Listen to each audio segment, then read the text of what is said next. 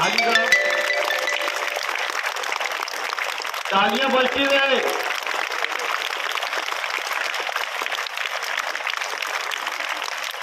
सभी बच्चे एक साथ सावधान,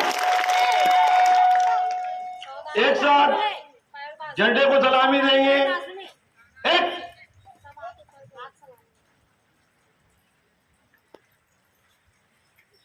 दो, सावधान में खड़े रहेंगे।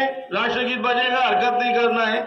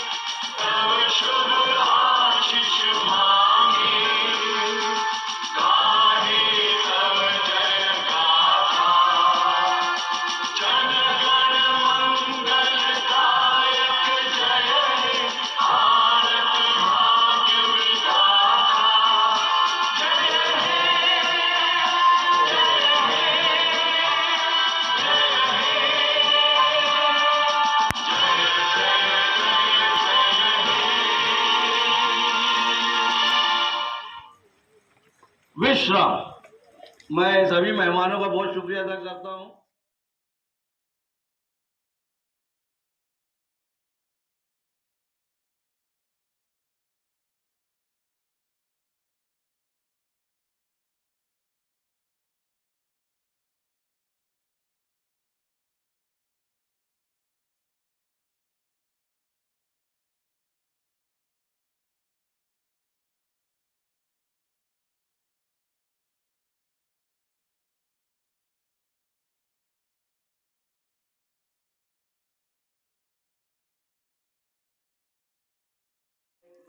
लंबी तकरीर करने का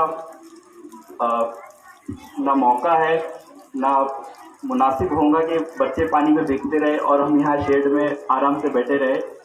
सिर्फ एक पैगाम देना चाहता हूँ तमाम ही तलबा और तालिबात को और यहाँ के असातिज़ा किराम को, और जो भी पेरेंट्स अलग अलग जगहों से सुन रहे हैं, जहाँ तक मेरी आवाज़ पहुँच रही है, कि अपने अंदर से एक एहसास कमतरी का जो जज्बा आ गया है कि उर्दू मीडियम के तलबा या सरकारी स्कूल से पढ़ने वाले तलबा कुछ नहीं कर सकते, आगे बढ़ नहीं सकते।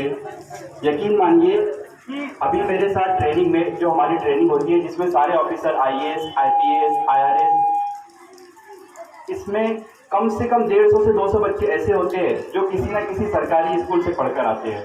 तो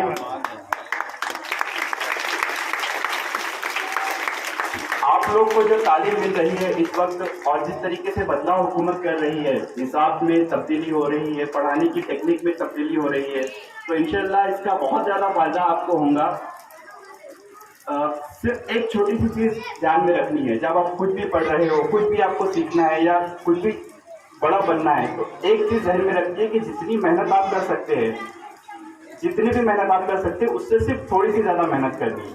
इसके अलावा आपको कुछ नहीं करना है। आप अपनी कैपेसिटी देखिए कि आप क्या कर सकते हैं, उससे थोड़ी ज़्यादा कोशिश करिए। इंशाल्लाह आप बहुत अच्छे नंबरात से या आगे जो भी बनना चाहते हैं उसमें कामयाब होंगे। और असातिज़ा से मेरी ये दरख्वास्त रहेंगी, मुझे पता है मेरे घर में 5-5 नगर पालिका ज़िला परिषद के टीचर है कि हालात क्या है उर्दू मीडियम स्कूल के। पढ़ाने के लिए वक्त में बहुत मुश्किल होती है, दूसरे कामों को ध्यान में रखें तो, लेकिन इसके अलावा बच्चों को आप वो दे, जब आपके पास से बच्चा पास होकर आगे जाए तो जो आपका जो प्राइमरी का मुकाम था, हाई स्कूल का मुकाम था, वो उससे बेहतर हो, ये कोशिश करें सबसे ज़्यादा। बस इतना ही कहकर अपनी तकरीर ख़त्म करता हूँ। बहुत बहुत शुक्रिया।